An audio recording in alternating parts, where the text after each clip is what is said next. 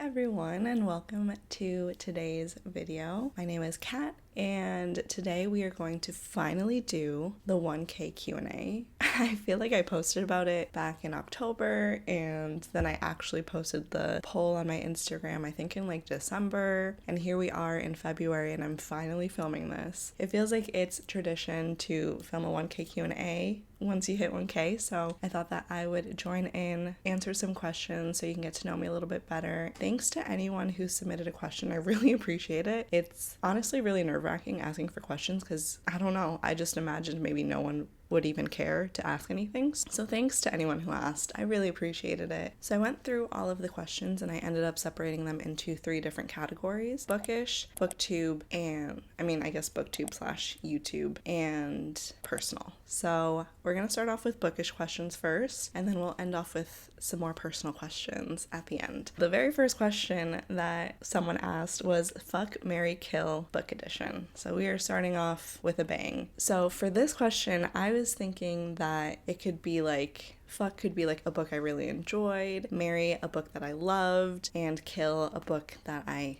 didn't love. So that's how I interpreted it.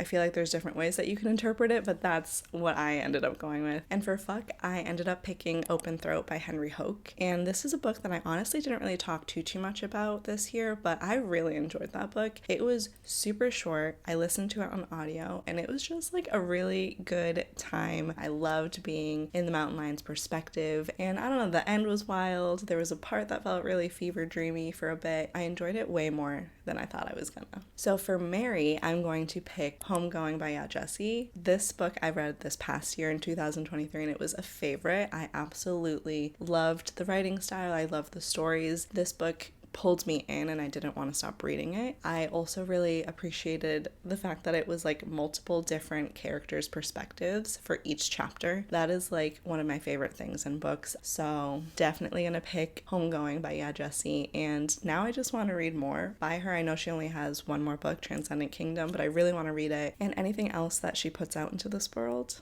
I will be picking up and reading. Okay, now for kill. Before I say what I chose, I just want to say that if this is your favorite book, that's totally cool. I know a lot of people either love or hate this book, to be honest. So I fall, unfortunately, under the hate category of people, but it is Bunny by Mona Awad. I just did not enjoy this book whatsoever. I remember finishing that book and being like, what? It did not work for me. It was not the kind of book for me, and that's fine. So yeah, I'm sorry if you love this book. We can still be friends. We can still be homies, but unfortunately, that is what I'm gonna pick for the kill category. Sorry. I feel so bad saying that. The next question that I got was favorite bookstore in Boston. This was kind of easy but kind of hard because I have 2 that are like very close to the top, but I had to go with Brookline Booksmith. Trident was a close second though, like right behind, but I just love that the Brookline Booksmith has like a used seller section, and they have so many good books. Whenever I go to look for used books, I always walk out with like a good stack. And I also go there to sell my books, so it's just really convenient to sell my books and then get some more books. And then on like the regular floor, the top floor, it's a bunch of new books, but they also have sale books in the front. There's also like a gift shop section, and it's just so cute. It has like candles and like cute little bags and journals and magazines. I could spend hours at Brookline Booksmith easily. I've done it before. I love that store. But Trident is a close second. I just feel like I love the fact that Brookline Booksmith has that like used book section.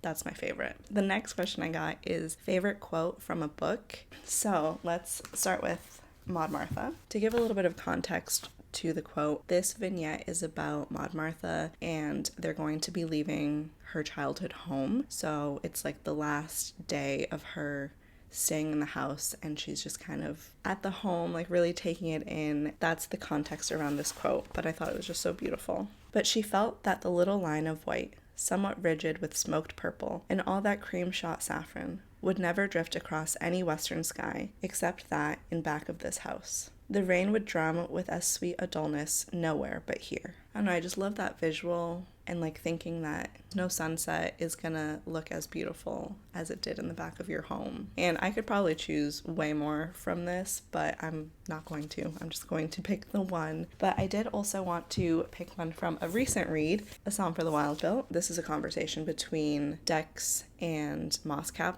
Mosscap is the robot and Dex is the monk. So Mosscap is saying, "You keep asking why your work is not enough, and I don't know how to answer that, because it is enough to exist in the world and marvel at it. You don't need to justify that or earn it. You're allowed to just live." That was just so sweet, and I feel like when I read it, this was so perfect. Such a good reminder, and I just love this series, so I had to include it. It's definitely a new favorite. Okay, the next question that I got is, what percentage of books do I buy versus get from the library? I don't actually keep track of this, but I want to say like 30 to 40% of the books that I get are from the library, whether it's like audio, ebook, a physical book, and the rest of the books I do buy either new or used, depending if I can get my hands on a used copy. I feel pretty confident in that number, so I'm going to stick with 30 to 40% of the books are from the library. The next question is funny because it's from Kat, and she knows that I struggle to pick one book, one of anything I struggle with. So she said, desert island book, and it can only be one. I sat with this for a while because that's who I am. I can't make decisions very well, and it takes me a very long time. Don't think I'd want like a too thinky book, because I'm on a desert island and I'm probably stressed that I'm on a desert island, let's be real. So I don't think I'd want like a thinky book. I think I'd want something that has a little bit of escapism. And I also don't think I would really do like sci-fi or fantasy. Maybe I should have. But anyways, I ended up choosing The Secret Lives of Church Ladies. The reason why I ended up picking this one is because, I love this short story collection. It was one of my favorites from 2022, but I also feel like having a short story collection would make sense for me because I could switch it up. I could read different stories. They're not all the same, and I feel like I wouldn't get so bored with it. Also, there's like one specific story in here, Snowfall, that I've gone back to multiple times to reread, and it gives me a little bit of comfort, so that would be nice to have on a desert island by myself. I think short stories, which typically I don't read often, I feel like, I don't know, for some reason I'm like, this is the way to go. Okay, the next question that I got is the most disturbing book that you've read, and this was another one that took me forever to actually decide on. I have two, and I have two for very different reasons, but one of the books that I picked was Minor Detail by Adanya Shibley. This one was just so upsetting to read about, and it made me feel like physically sick after reading it. So I don't know, I feel like this is the one that I want to pick. It's a tough little read for sure, but I absolutely loved it. It's one of my favorites from last year. I also just wanted to throw this one in because it was a weird little book. It was a little bit disturbing and definitely don't recommend it lightly, but it's Earthlings by Sayaka Murata. This one, I feel like I don't even remember everything, but I just remember reading it and being like, what the heck? Especially with like such a cute little cover. Like, it is so deceiving. Don't let this fool you. This is definitely a little weirdo, disturbing book. I actually really loved every minute of it. It was so good. Okay, the next question is, what's been the book that has evoked the most visceral reaction out of you in recent memory? I'm talking book slammed, chucked across the room, paced, screamed at. So I don't think I've ever thrown my book across the room. I don't know. I feel like I'd then be like, okay, well, now I have to go pick it up. But I do have some books that definitely made me feel a type of way, and I already talked about Minor Detail, but this is one of them. I had to like put the book down because I felt like I was physically sick. But also The Days of Abandonment by Elena Ferrante. I've read this one slow. I had no other choice. There's one specific chapter in here that will stick with me forever. I feel like it stressed me out so much, and I had to put the book down, and I definitely like paced with this one. I loved the writing, so I definitely wanted to keep reading it, but it was heavy, it was intense, and this one also got a reaction out of me. I honestly am kind of weird when I read, and I don't feel like I give too much of a reaction when I'm reading. I'm just kind of like, which is kind of weird to think about. I don't know if I like get too in my head when I'm reading and overthink what I'm reading for some reason, but I want to like have reactions when I'm reading. I don't know why I'm just like stone-faced. If you saw me reading a book, I don't think you would have any idea how I'm feeling about it, which is odd, but you know? Okay, the next question is, what does a bookstore have to have in order to be considered a top tier bookstore for you? Okay, so I feel like I've touched on this a little bit with the second question that I answered, but there has to be a used book section. There has to be like some sort of little gift shop-y, cute little knick-knack section. If a bookshop has a cafe as well, like a little place to sit and hang out, amazing. The one thing about the Brookline Booksmith is that it's definitely missing that little cafe aspect. If the Brookline Booksmith added like a cafe, that's it. It'd be over. I would be there all the time. That is like the trifecta of a bookstore to me. Used books, knickknacks, cafe.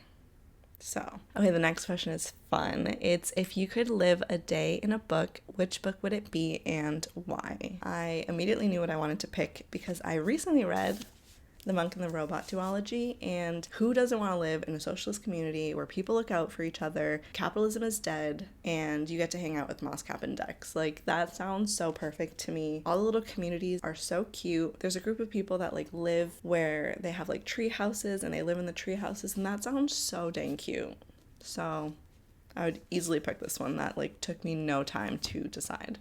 The next question is, what book/books sparked your love of reading, either as a child or adult or both? As a child, I remember going to the library and reading Junie B. Jones, Charlotte's Web. I read Captain Underpants a bunch and Amelia Bedelia, which I had completely forgotten about. Those are the main ones that I can think of. And then I feel like as I was in high school, maybe middle school as well, I remember loving The Outsiders. I loved The Hunger Games and I loved Twilight, like loved all of those. And then in college, I didn't really read that much, to be honest, but as I got older, I feel like the book that like pulled me back into reading was The Glass Castle by Jeanette Walls. Is that her name? Yeah, Jeanette Walls. I feel like that's the book that kind of kickstarted my reading again, but I could be wrong.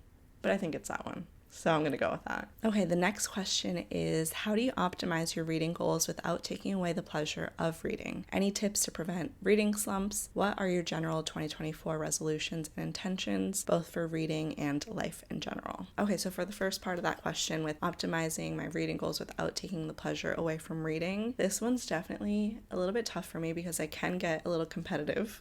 So I feel like I never want to take the fun out of reading. So I try to just be chill about my goals, like no pressure. I do set some, but I try not to go too hard on focusing in on them. Whenever I'm in like a really good place with reading, I find that I can do an audiobook and a physical book. That's as much as I can typically read or handle. Anymore, I'm probably not really focusing on one of the books or not making too much of a dent into any of the books that I'm reading. I like to do audiobook. Typically, it'll be like a nonfiction. Most likely, it'll be like a memoir or something like that. But for physical, that can be whatever kind of a book. But I do need to have my noise canceling earbuds in, whether it's like my AirPods or loops or something like that, so that I can fully focus. If there's like noise around me, I can't really focus. So I do those little things to kind of help me focus in on reading. And with audiobooks, I feel like they're just really handy for me whenever I need to get a lot of stuff done, especially during the weekend. And that's how I can still fit in reading while I'm doing my chores. And something else that I like to do to kind of optimize my reading goals is set seasonal TBRs. None of that is like super strict, like I'm not making myself have to read those books, but I feel like that helps me with keeping in mind some of the goals that I do have. I can kind of compile a list and make sure to keep those in mind, whether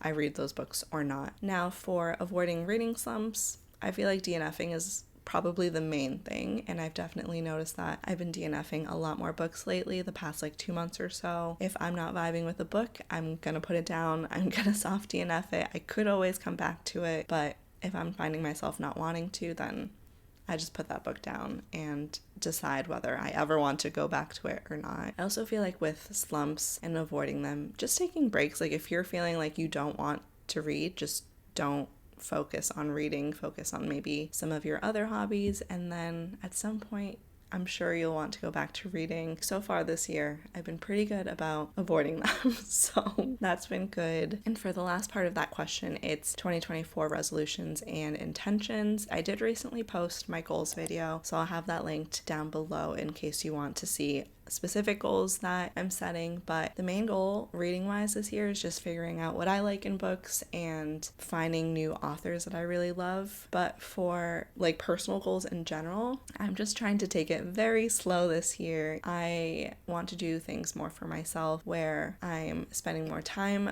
by myself doing things that I really enjoy, but also like figuring out what do I really enjoy. For a big chunk of my life, I feel like I wasn't really doing things for myself at all. I don't know, the thought of like sitting down and just like journaling or doing a face mask and doing a puzzle, like for some reason my brain is like, no, you can't do that, you should be doing something else. Or I'll just like fall into scrolling on my phone, and I just want to like do some things for myself, turn off my phone every once in a while, not focus in on it so much, and just be a little bit more present. So I guess in reading and in my personal life, I just really want to figure out like what are the things that bring me joy and that I really love doing, and what are the books that I really love. Okay, the next question is, if you could pick an author to write a book about your life, who would you choose? This was such a good question. I really loved this one. As I was sitting and thinking about it, it like took me maybe 0.2 seconds. I would say Miriam Toews, because I just love her writing. I love how she can talk about really serious topics, but also sprinkle in humor. Like if she wrote a book about my life, I would be so dang honored. I don't know. There's something about her writing that I really, really enjoy. So I would easily choose Miriam Toews. Okay, and then the last question in this bookish section is, if you had to reread a favorite book from your childhood, what book would you choose? I feel like I loved Charlotte's Web growing up, so I think it'd be kind of sweet to reread that one because I don't really remember what happens, and I feel like I recently saw it in a movie or show, and they were reading like the ending of Charlotte's Web, and it's kind of dark. I can't believe I was like reading that as a child, and not dark as in scary, but just like kind of sad how it ends. So maybe Charlotte's Web, but also The Hunger Games, and I do actually really want to reread that this year because I love The Hunger Games, and I think it'll just be a fun book to read to like mix things up in between some other books that I'm reading. So those are my two picks. All right, we are on to the next section of this Q&A, which is booktube/YouTube. So the very first question is, favorite video you've created? If you can't pick one, what are your favorite types of videos to create? I had a lot of fun putting together my birthday vlog as well as my New York City vlog. I just think that vlogs are so fun to put together, and that goes into the second part of the question. I really love putting together vlogs and editing vlogs. I feel like I can be super creative when I'm doing those and really like change things up, and I feel like I learned a lot from editing vlogs, but they're very time consuming, and I feel like lately in life I just don't have that much time, so I haven't been able to do as many vlogs, and I don't think I'll be able to do as many vlogs, but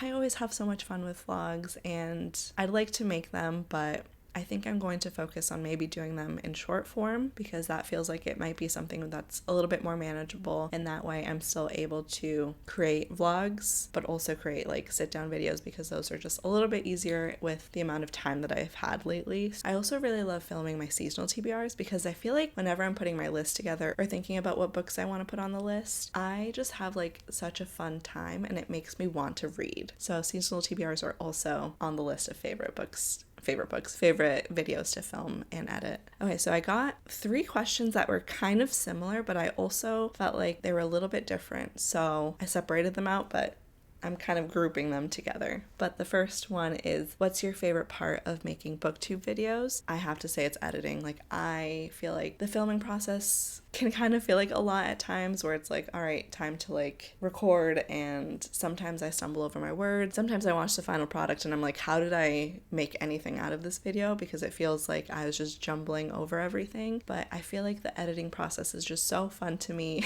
I love going in and doing cuts, and I love adding text and thinking about like anything specific that I can add or any graphics that I can make. So I don't know, I just really love the whole editing process. It's when I'm the most creative in the whole process, I feel like. So I really love that. The next question that kind of is similar is favorite part of booktube, and I kind of interpreted that a little bit more as like what my favorite part of watching booktube is, and I feel like I just love long form videos. I love being able to just like put on a video and just do other things while being able to listen, especially if it's like a specific type of video, if it's like a sit down video, if it's a vlog, like I love to put it on the TV and just chill and hang out with whoever I'm watching. And I just love like listening to people gush about books that they really, really love. or just talk about books in general. I just love hearing people talk about books. The next question is, what do you like most about YouTube versus Instagram in terms of book community? I feel like with booktube, it just feels like a little bit more personable. At least when it comes to me, I feel like my personality might show a little bit more on booktube. That's just like, I don't know if that's true or not. I don't know how people feel about that, but I feel like making videos and talking to a camera, you get a little bit more of a perspective into like who someone is, I guess, versus just like reading their post on Instagram and looking at pictures. I think you still can get who someone's personality is through Bookstagram. I think that that's still true, but I feel like with booktube there's just a little bit more. You can put like a face and a voice to like a person. I don't know, I just love being able to see people talk about books and how they talk about books and hearing their voice and seeing their background. I just feel like there's that ability to connect a little bit more, maybe. Not that that's not possible on Bookstagram, but I just feel like it's a little bit more on booktube. Okay, so I kind of bunched those three together. I don't know if they're like super similar, but I felt like there were some similarities, so I just put those three together. Okay, so the next two questions are also a little bit similar, but I interpreted them a little bit differently. And the first one is coolest thing that you've learned from booktube, also the hardest thing you've learned from booktube. And I feel like the coolest thing I've learned is definitely editing. I know I've said that a lot in this video, but when I started booktube, editing videos was something I'd never done before, so it just gave me something new to learn, and I feel like I've definitely learned a lot. And for the hardest part of booktube, it was definitely the prepping. Like, I don't think I really thought about how much goes into making a video and things to consider. I don't really make a script of what I'm going to say, but I definitely make an outline for myself, because if not, the video is going to be all over the place. I will forget things, and I still forget things with an outline, but I feel like having something to reference to kind of keep me on track is super helpful, but also takes up time, and was something that I didn't really consider when I started booktube. I was like, yeah, you just like turn the camera on and you just talk. There's definitely a little bit more that goes into it, a little more prepping and getting yourself feeling comfortable in front of the camera too. That was definitely like the hardest thing for me to learn, because sometimes I'm not the best at planning and making sure that like I'm doing things in a certain time frame that gives me enough time to prep. I don't always think about that piece of it. So it's not just filming and editing, there's definitely that prep before you even get started. I'm still kind of trying to get myself in a place where I'm making sure to do that. So the next question is a little bit similar, but I interpreted it differently, and it's what's been your best and hardest / worst parts of your YouTube journey? And I feel like the best part was finding a new hobby. I now have this new fun hobby of filming and editing and posting. It's definitely now something that I like think about, and I have been doing it for a year at this point, so I feel like I kind of have a little bit of a rhythm, a little bit of a system. Definitely not perfect, and some weeks are different, and some weeks are harder to spend time on this hobby, but I definitely feel like that's the best part, is now having this new hobby that I have, this new skill that I've learned. I feel like the worst / hardest part is feeling comfortable with like watching videos back and seeing how I am and not being too hard on myself. I feel like I am a big perfectionist, and if I forget something that's like really vital to the video, or like something that I really wanted to make sure to say, I can kind of be hard on myself. Or if I stumble through like a description, I can be pretty hard on myself. So it's really hard to make sure not to be super rough on myself and remember that I'm trying my best and this is for fun. There's no need to like be down on myself if I don't say things in a way that I want. So that's definitely something that I'm learning, not be so critical of myself. And I'm sure there's other people that also feel similarly if you create videos and have to like look back on yourself and what you're saying and how you're coming across. That's definitely like a very hard piece of putting yourself out there and putting yourself on YouTube. Okay, the next question is, what are you excited about moving forward with your channel? So I feel like the first year of me being on booktube was getting comfortable with like putting myself out there, and so this year I really want to like hone in on like my confidence on how I talk about books and feeling better about that, as well as like trying new edits. Like now that I've gotten comfortable with editing, like what can I do that's new or have fun with it a little bit more, because I feel like I got into like a system where I was like, okay, do this, and then I like got the video out. But now I kind of want to focus on like, let's make the video a little more creative, let's play around a little bit more. So that's what I'm really excited about for the next year. We'll see what I end up making. Okay, so the next question is tips for new booktubers. I feel like I'm still new on booktube. I've only been here for a year, so I'm still definitely learning. So I think like the main thing I would say is like, don't forget that this is for you and your love of talking about books and wanting to share your thoughts and be part of the book community. I feel like don't be too critical on yourself. It's for fun. I also feel like not comparing yourself to others. It's hard to not want to compare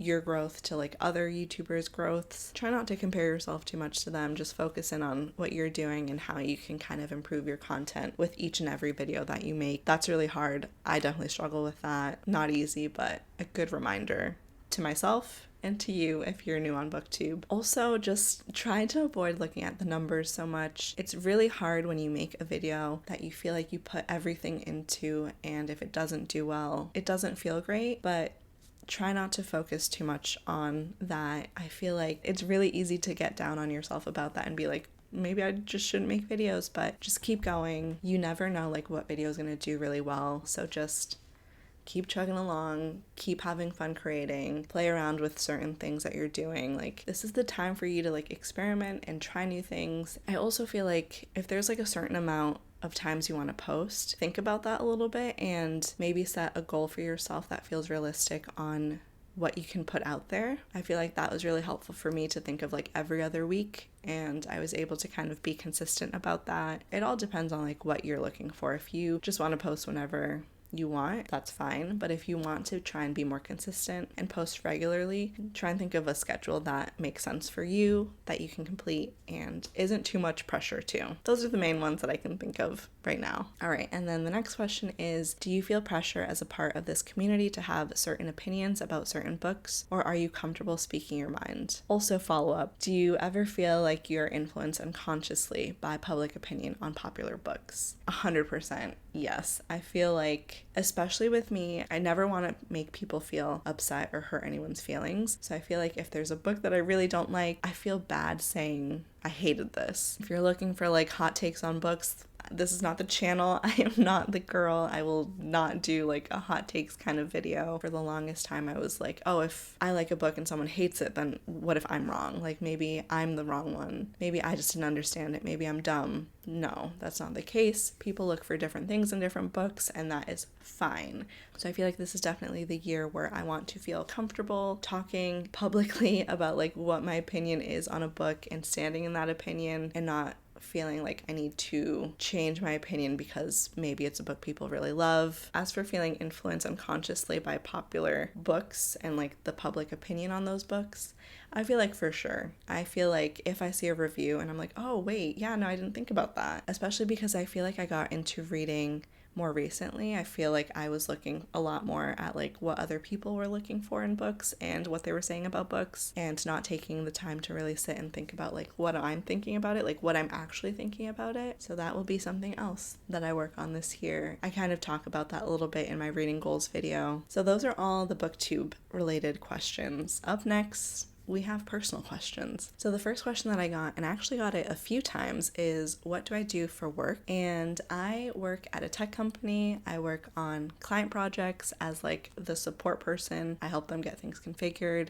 help troubleshoot. So that's what I do for work. And the next question is, what do you watch on YouTube besides booktube? I feel like I've been watching YouTube for so long. So I watch a lot of people, but I'll just list a few of my favorites. These are the people that I feel like I click on whenever I see that they post. Okay, let me pull my laptop because I have a list of them. Okay, so I love Nina Montagnier. Whenever she posts, I'm immediately clicking. I'm immediately watching. I love how she films her videos, and she talks about books on her channel sometimes too. And the food she makes, it's vegan and it always looks so dang good. Love her videos. I also really love watching Elliot Saying. The video that I came across was why Gen Z needs the libraries, and is that what it was called? Yeah, Gen Z needs public libraries, and I love that video. And then I fell into just a hole of watching the rest of, I haven't watched all of them, but I've watched a good chunk of Elliot's video essays, and it's so good. I love it. I love to watch, so I highly recommend. I also love Fran Meneses.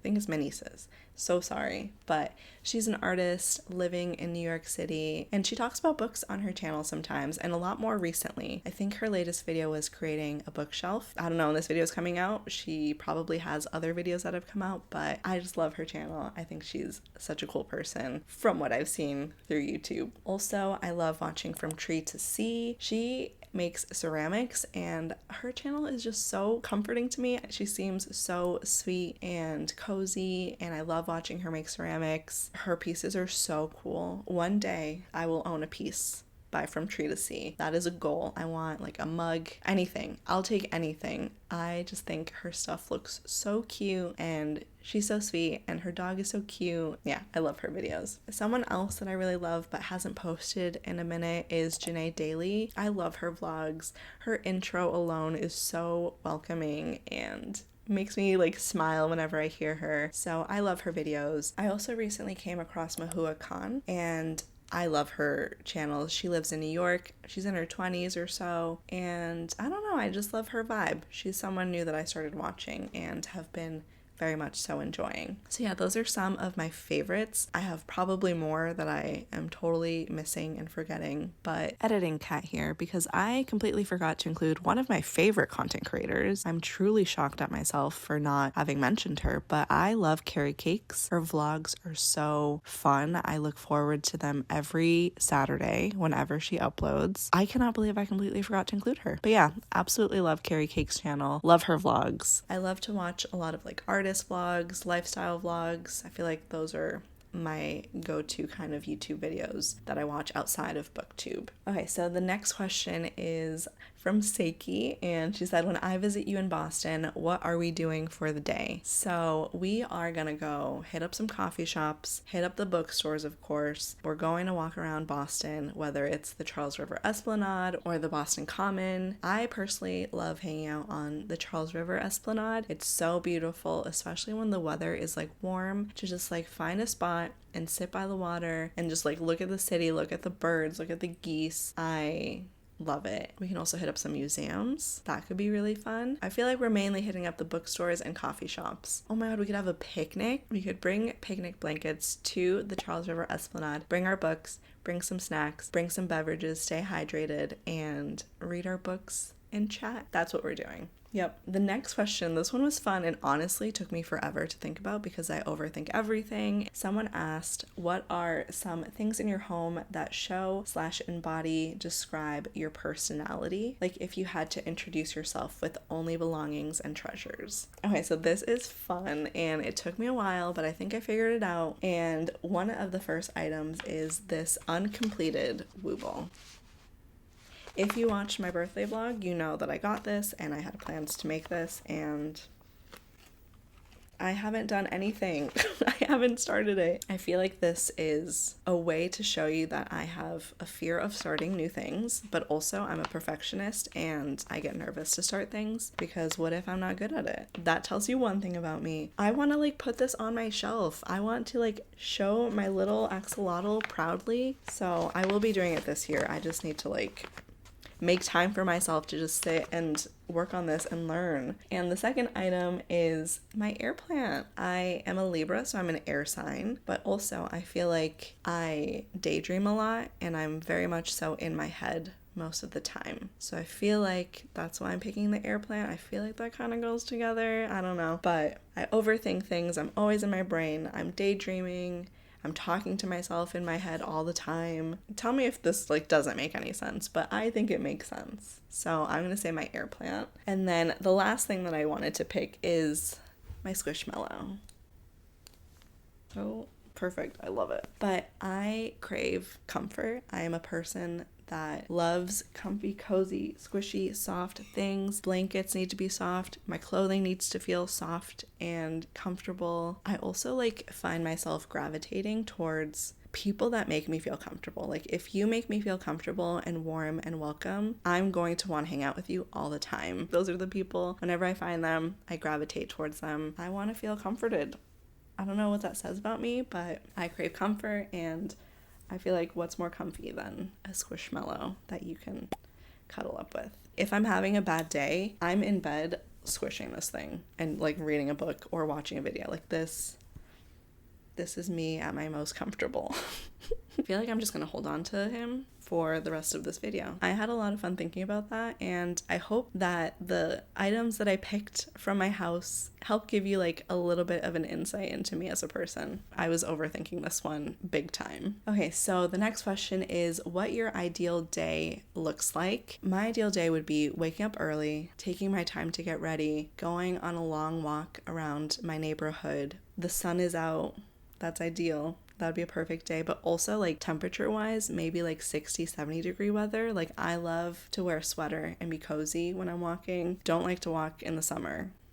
Not a good time. Going to a coffee shop to pick up a bagel and a latte, whether it's like a matcha or a chai, and I would then love to go outside to the park and read. Then I would go to some bookstores, check out some books. Even if I'm not buying them, just like being in a bookstore. I would also say going to get like a sweet treat somewhere. Levain cookies are so good. I would get a chocolate chip cookie. If I could do that every single day, that'd be amazing. I would love that. The second to last question is what's on your Boston bucket list? I've never really thought about this, to be honest, but this got me to think a little bit more on like what are things that I'd want to do in Boston that I haven't done yet. I'm not a big drinker, but I think it would be so fun to go like in the summer, go find a rooftop bar, see the sunset, have a fun drink, whether it's like a mocktail or maybe like one drink, I don't know, and then having people to like hang out with and talk to on this rooftop bar as like the sun is setting. Like that sounds so nice. Even like going to the Charles River and watching the sunset there, that sounds so nice too. I've never done that and I should do that. Honestly, that over the bar. I would rather watch the sunset from the Charles River Esplanade.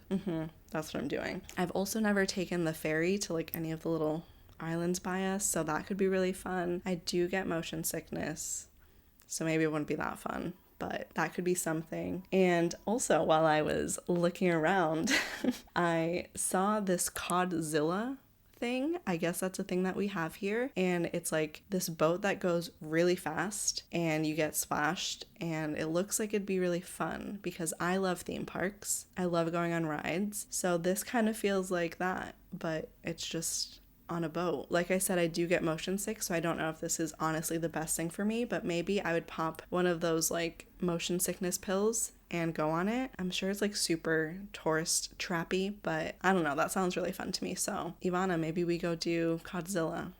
I don't know if you're interested in that. I don't even know if you like rides, but I love rides. So Codzilla is now officially on my bucket list. We'll see if I get sick. Okay, so the last and final question, and I saved it for the last question because I wanted to bring the guest of honor. It's, can you share the story of how you got Jibby? Let me go get her and then we can talk a little bit about her.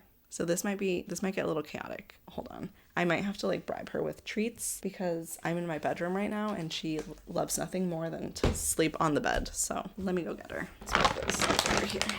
You good baby? Come here. Look that way. She is very food motivated. Oh my gosh. Ew, she's drooling on me. Ugh, this was a bad idea.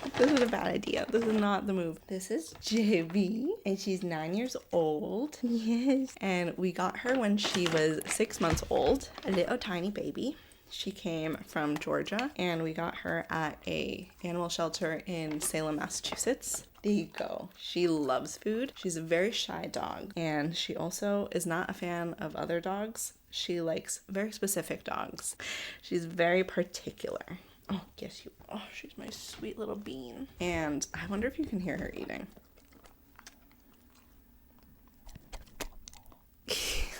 When I saw her on the website, I immediately wanted to go meet her because she actually looked like my best friend's dog, and I love that dog so much. So I always wanted a dog that kind of looked like a spaniel, and she fit the bill. She's like some sort of spaniel mix. We don't actually know what. So when we went, Jacob thought that we were just going to like hang out with her and like meet her, but that was it. And we ended up walking out with her because I loved her so much. She was so cute. And when we like went into one of the little rooms to like meet her and interact with her, she just wants it. Sit. Good job. she immediately gravitated towards us, which was so interesting because she's a very shy dog and she doesn't go up to a lot of people. So it was meant to be, huh? It was meant to be. But we were definitely really young when we got her. I think I was like 22 or something like that. I don't actually really remember. I think it was around that age. And I had just always wanted a dog. Growing up, my parents, we were not pet people. Well, I wanted to have a pet, but my parents were not pet people. I just always wanted a dog. I love dogs. So she's getting closer. I'd always wanted a dog. Definitely not the most responsible decision. I feel like I wish I would have waited a little bit to make sure we were like in a better spot. But, you know, we were young and I don't necessarily recommend getting a dog super young, but we stepped up to the plate. We made sure to take care of her as best as possible. We got her training because she definitely needed some training. She was a kind of wild puppy, so she is so good. She knows her commands. She is just so sweet. She is me in dog form. She's a very anxious dog. She's scared of new people. She's also really sassy though. Like at home with us, she can be so sassy. Whenever you pet her, if she wants more pets, she'll like paw at you, demanding more pets. Her birthday is in October, so she's also a Libra like me. I say that her birthday is October 7th. My birthday is October 9th, so we are very close. We are very close, huh? She's just been with us for such a long time. She's lived in so many homes with us, so many apartments. Oh, she's just like my whole world. I love her so much. I honestly can't believe she's 9. Like you can see her little muzzle. Like, it's like getting white. It used to not be white, so it makes me sad to see, but I love her and I just want to make sure to give her the best life possible. She loves to sleep. She loves her bed. She loves comfortable blankets, huh? And yeah, that is Jibby. That is my baby. That is my beef. That is my Miss Ma'am. I love her.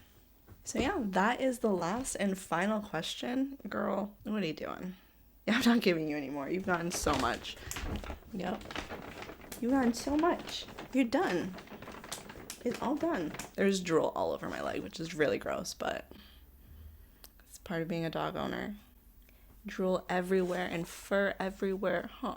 Yeah, those are all the questions. We got through them. I honestly... She's like... demanding that you're done. We're done here. Video's over.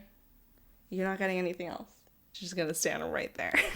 Those were all the questions. Thank you so much if you asked a question. I hope that this was fun and that you got to know me a little bit better. I hope this gave you a little more insight into who I am as a person. Once again, thank you so much for all the support and all the love. I can't believe I hit 1K. It's so exciting and I just really appreciate all of you. Booktube is honestly like one of the best things that I've done. I love this little hobby. I love sharing with you all. I love talking to you in the comments. I love this little community. Yeah, this was a lot of fun. It was fun to put the questions together and kind of think about my answers for all of these, but I hope that you're doing well and I will see you in the next video. Bye.